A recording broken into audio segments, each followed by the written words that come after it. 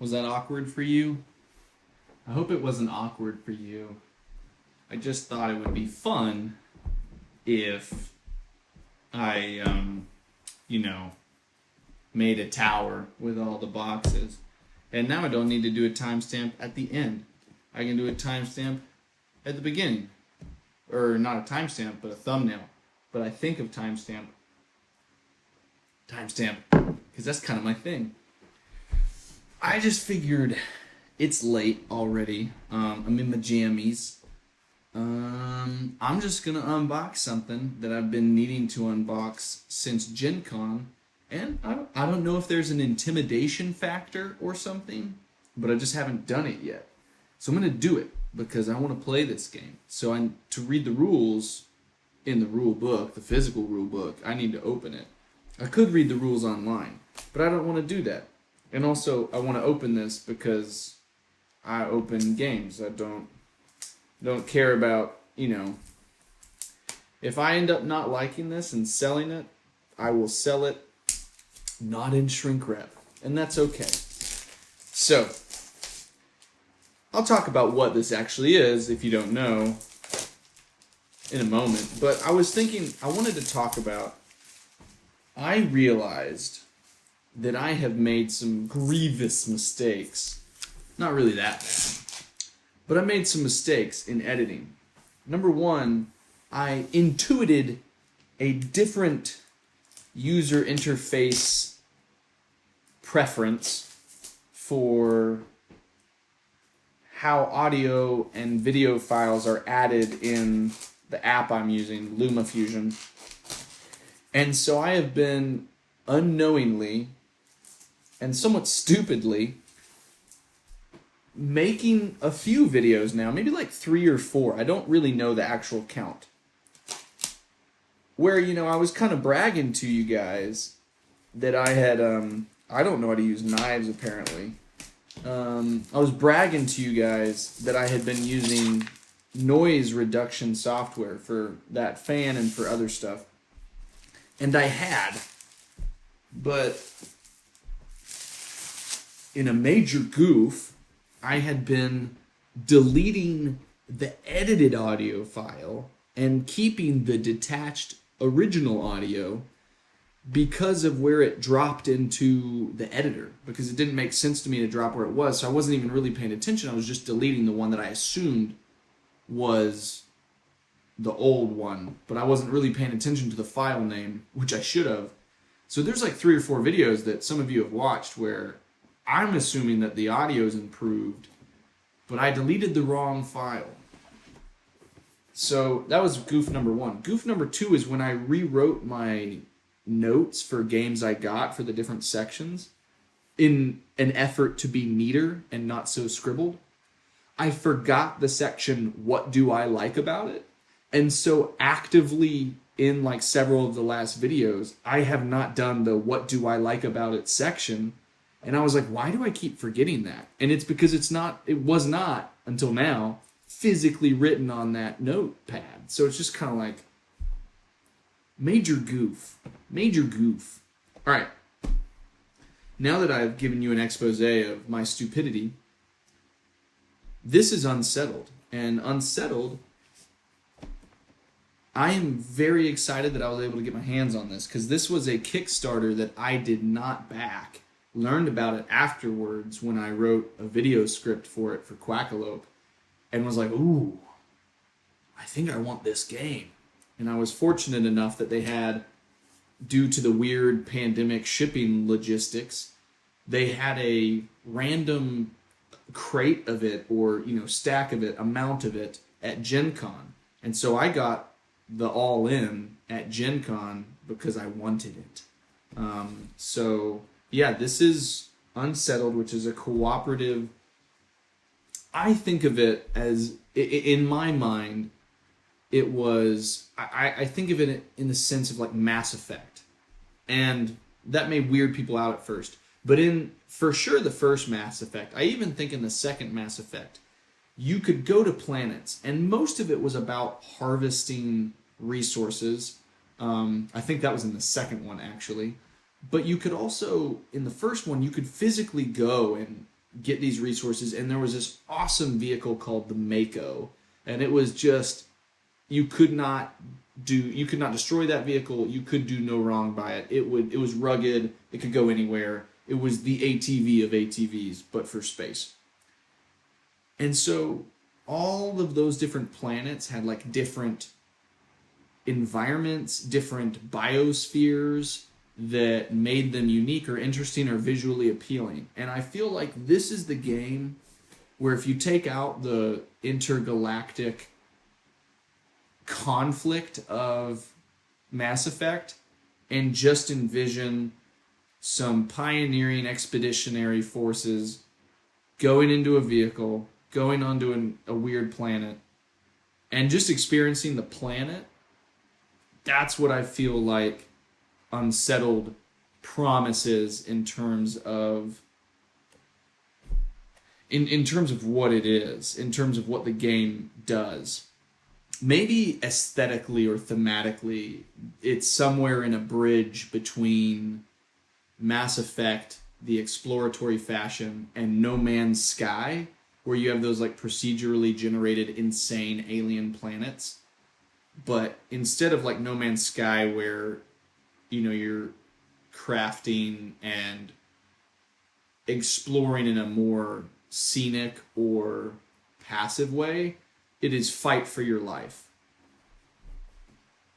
Imagine if Alien wasn't actually about the aliens. Maybe like if xenomorphs weren't in there, because like the space is hard enough as it is. Other planets are hard enough as it is. And that's what I feel like Unsettled promises. So this is the main box, kind of the core box that you can carry around. And these are 4 of the extra planets. This is 3, 4, 5, and 6. So just for the sake of my OCD, I'm going to do 3, 4, 5, 6. And 1 and 2 are actually inside this core box. And so if you want to, like if you're going to a game night or something, and you want to take 2 particular planets, you can just hot swap these out, because these actually fit down in there, which I'll show you in a second. So you have an abnormal rulebook, which ultimately doesn't bother me. Man, that new rulebook smell. Timestamp. So you've got all of these inset organizational trays. This is a very, very thick tray for just the time marker. You have a certain amount of time in which you're able to achieve certain things in the game.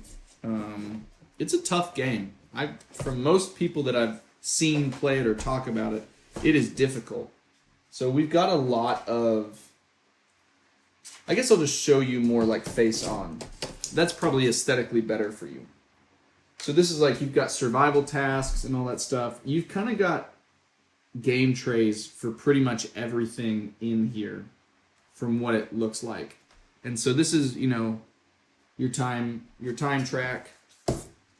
You've got kind of like laboratory track, I think, with, you've got your laboratory, your workshop, and your research hut. Maybe this is the health. This might be the health tracker, because up there it says destroy.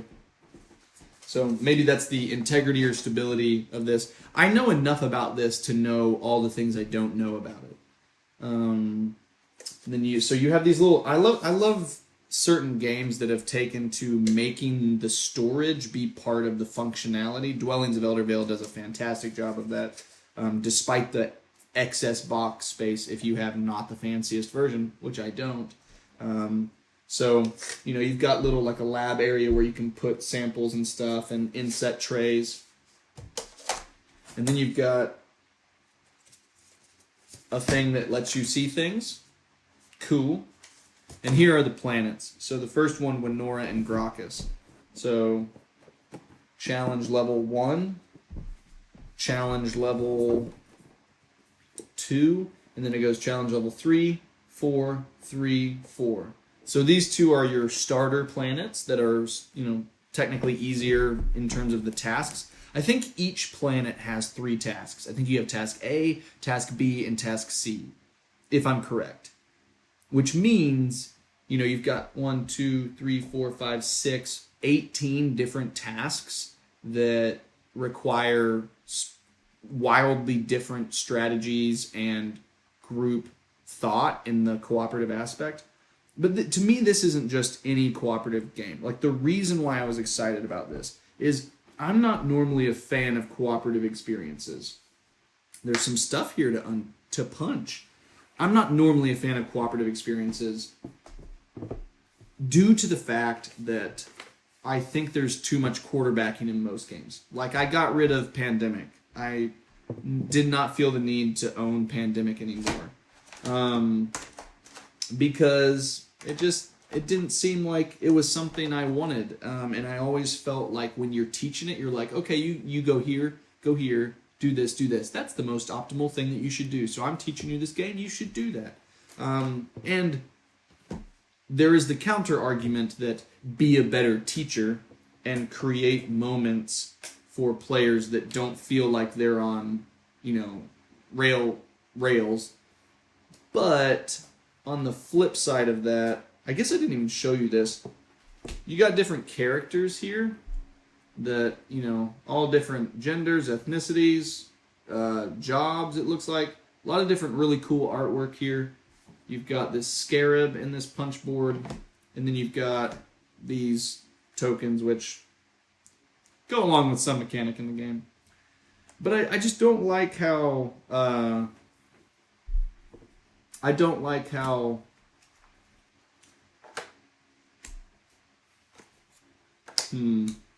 What's the right way of phrasing that?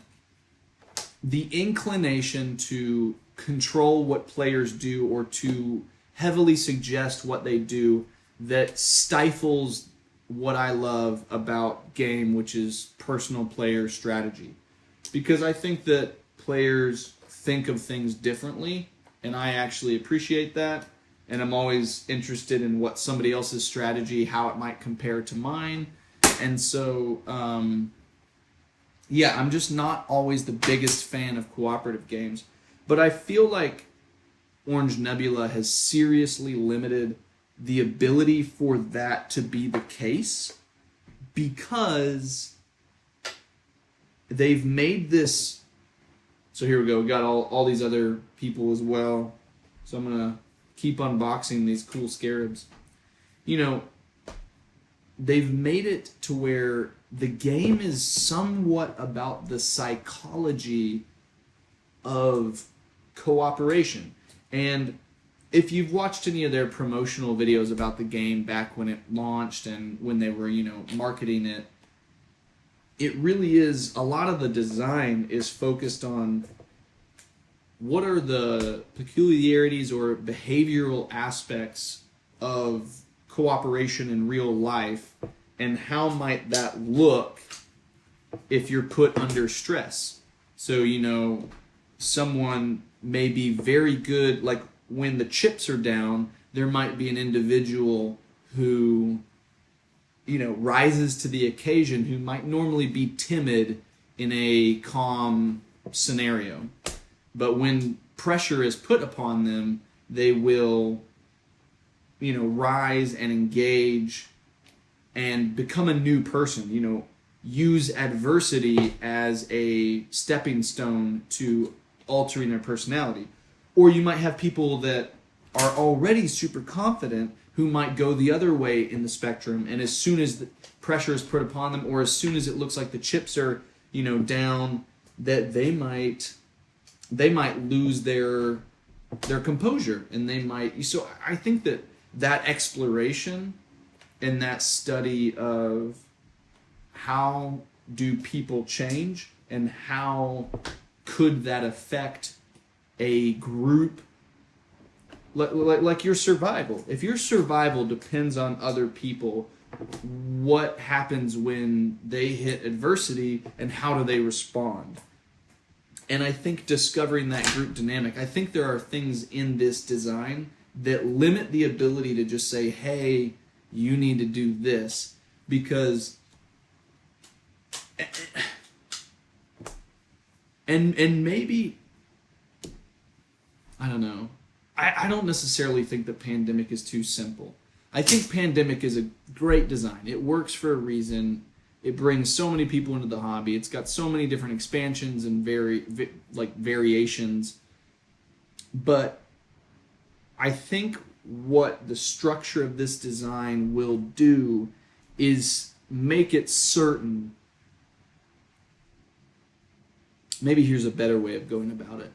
I think that the mechanics that Orange Nebula, that Tom, that Marc, that all the people that were involved with the project, I think that the passion they put into it correlates to there isn't always a best decision. In Pandemic, it's easier to see the best decision. There's a little bit more of like a mathematical certainty that, oh, the most efficient route right now is for you to move here, reduce this 3 cube to a 2 cube city so that we can guarantee that there will not be an outbreak in the, epidemic phase. And that certainty, I think, has been removed. It's been eroded, and they have injected uncertainty into this unsettled. Like, they want to make the players unsettled, and they want to shake up the dynamic of how mechanics interact and how choices are made by players, to where you can't really quarterback if you yourself aren't necessarily certain as to the best path. If no one's certain of the best path, then you have to work together and you have to use your strengths. You have to be aware of your weaknesses. And I think they've made the characters represent that. And then I think that the players will have to emulate or thematically jump into that. And I'm so interested to see what this does with respect to that element. So, there's been plenty of people in the communities that have shown some absolutely fantastic paint jobs on these sculpts. Just recently, Jules Watson from Board Game Barbecue, he shared his, and absolutely gorgeous. This is Luna. If you don't know anything about this game, this is Luna. And think of her as like the Wall-E, or is it Marvin in Hitchhiker's Guide to the Galaxy? I think it's Marvin. And then, yeah, like the AI cute robot that helps you and is well aware of how much everyone might die.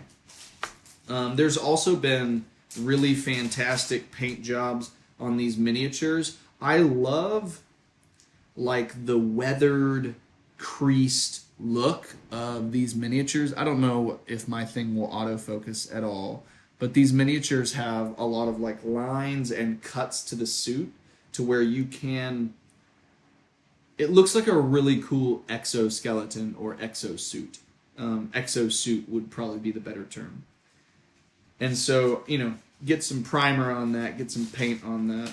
I'm getting close to the point where I want to start painting miniatures. Like, I used to paint Warhammer when I was really young, when I lived in England, and I haven't done it since we've been back to the States. Not really at all. But I really enjoyed it then, and I think I'd enjoy it now.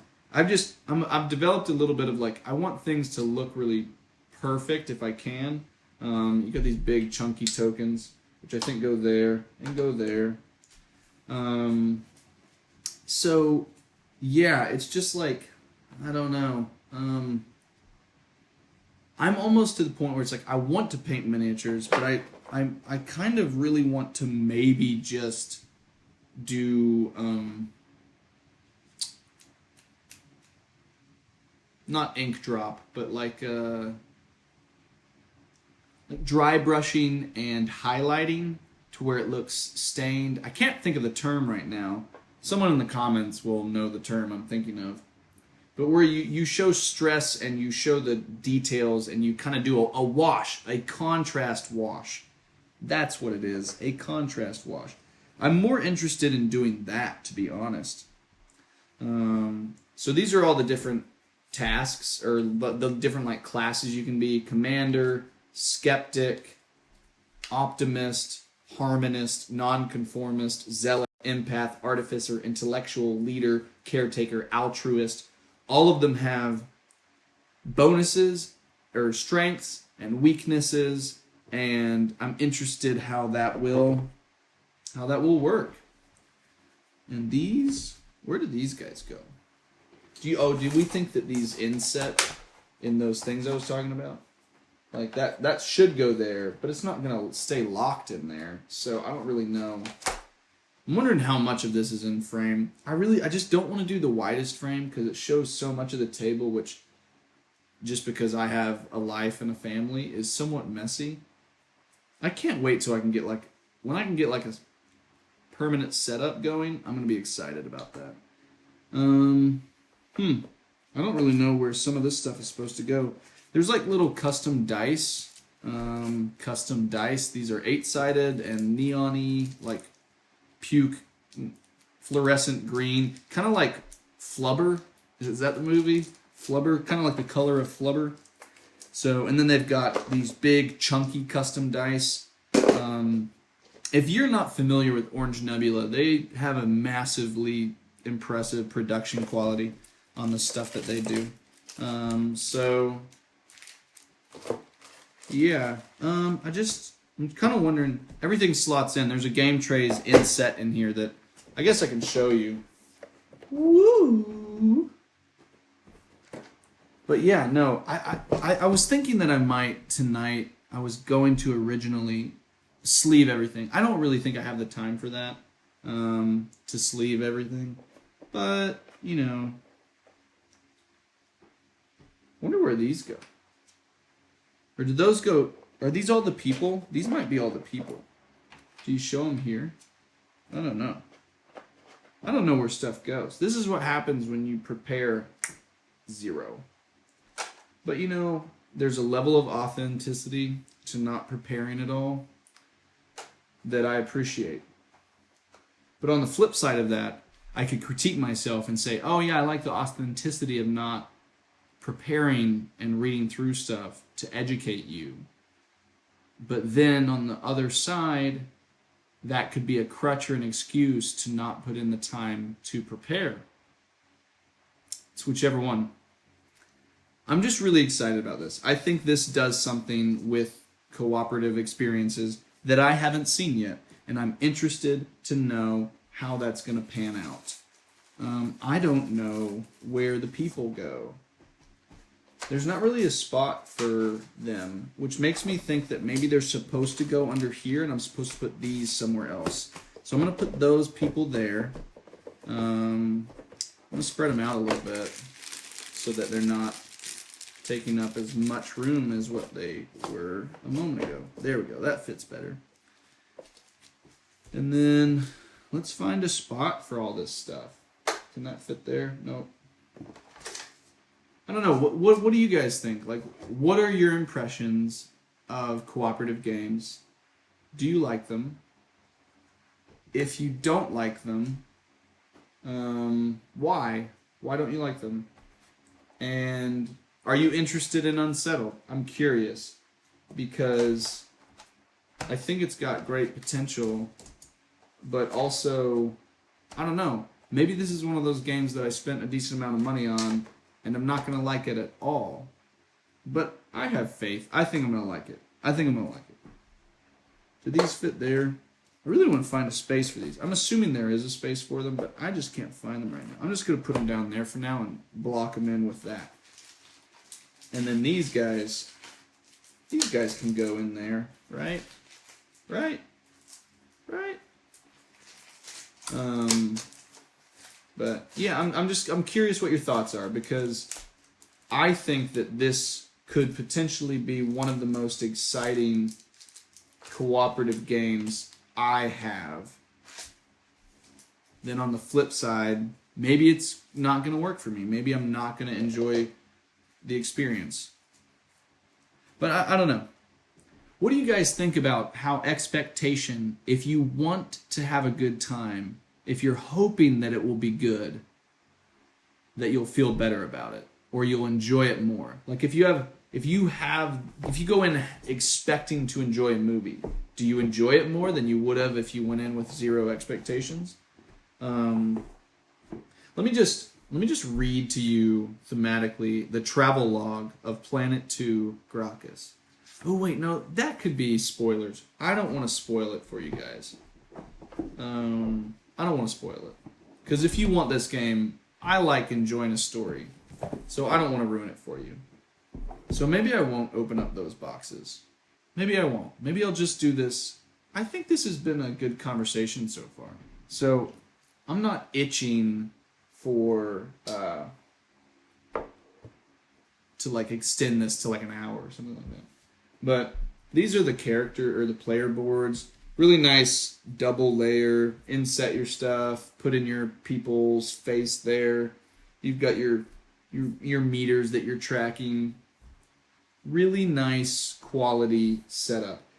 I will say, here's one reason why I think I might enjoy Unsettled, even though I haven't played it prior to purchasing it.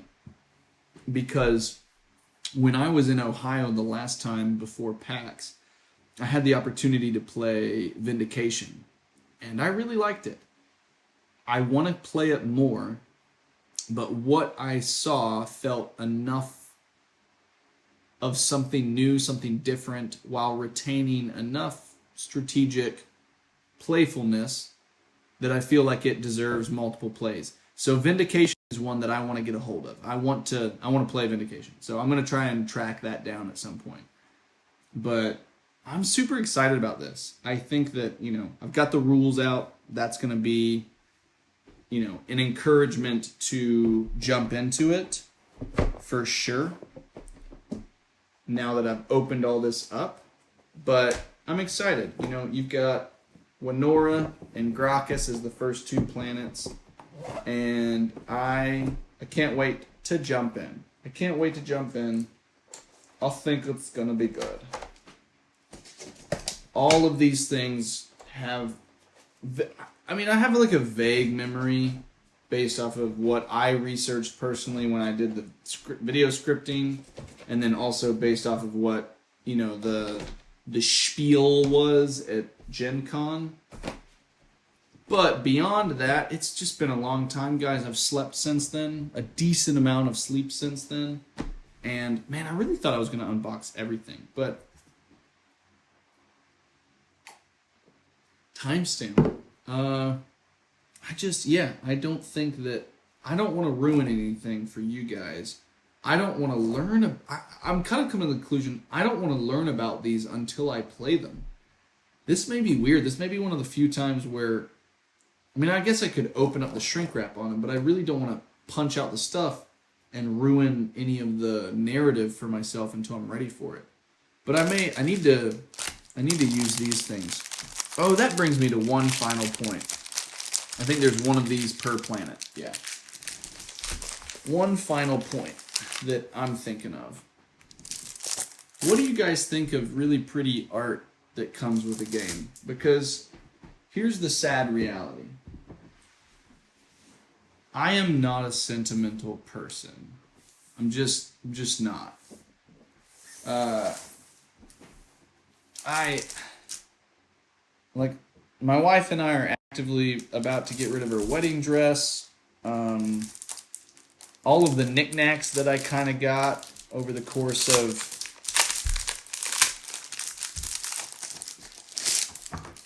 got rid of that plastic noise.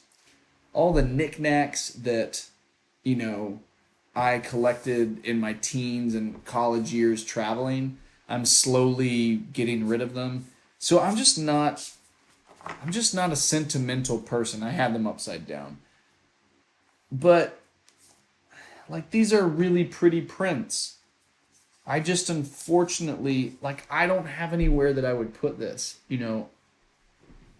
I live with a partner who really would wish that there were closets to where she didn't have to see my board games. She enjoys board games, but she doesn't want to see them all the time out in the open. I have a Kallax, and I think if we had a closet or a basement space or something where we could hide all the board games, 1,000% that would be the case. So I'm just gonna share it. These are really vivid and pretty You got the Mystical Formation on Gracchus, the Behemoth Graveyard, the Shrieking Mists, and then on Winora you have the Anthozoic Forest, the Myxogastria Ball Pit, which is not a ball pit I would jump into, the Monolithic Spore Pillars. All of these are really beautiful, and they evoke such beautiful imagery and impressive in world building on the part of Orange Nebula. I just don't logistically know where this would ever go. I would love these as like digital wallpapers for like my computer, but because the artwork is just really nice. Like all of that's really nice.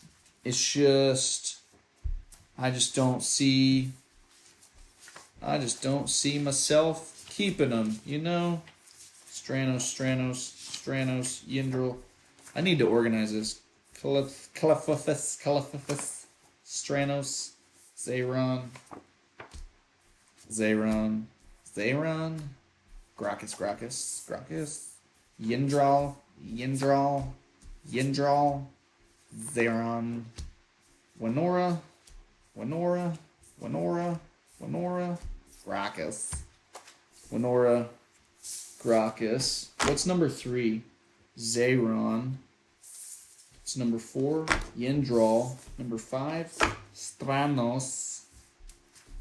And then Caliphos. They all sound like Greek islands, which are beautiful if you go to the right ones. So yeah, what do you guys think about art? I just don't think I'm going to keep this. I don't think I'm going to keep it. I don't know what I'm going to do with it. I don't want to throw it away, but I don't know what to do with it. So I'm going to be honest. I thought this was going to be an epic like hour and a half unboxing of this, plus all the planets, plus sleeving even. Sleeving would have probably been too long. But I'm going to sleeve. Yeah, I don't know. I just don't want to ruin that stuff, so I'm not going to open it. But I'm glad I opened this so that I can now read the rule book so that I can play it. Random update, unrelated to Unsettled. Tetrarchia, I enjoyed it, and I want to play it and make it harder for myself. Another cooperative game, but it's small enough that to me it's like, oh, this is just like a solo game. I might play it with 2 people. But again, I guess there's enough choices where you could theoretically not quarterback. But on the same topic, it's such a small board. I mean, I'll show you whenever I talk about the game, but it's like this big. So it's like 4 players. Really? You're going to sit 4 players around a board that big? No. So I'm excited to play it again. I did a half playthrough where I was realizing rules I was missing. And then I did a full playthrough where I got the rules right and won, but it was on the easiest mode. So now I want to ratchet up the difficulty a little bit and see how much of a crunchy, angsty decision-making gameplay it is. I enjoyed it, though. It was good. So, Unsettled, super excited to jump into it. I think it is the type of cooperative game that might sway me back into that genre, because I'm not really compelled to play cooperative games, really. Almost never. Just right now in my span of my board game life. So I'm super excited. Orange Nebula, you made something very pretty, so thanks for that. I'm excited to jump in.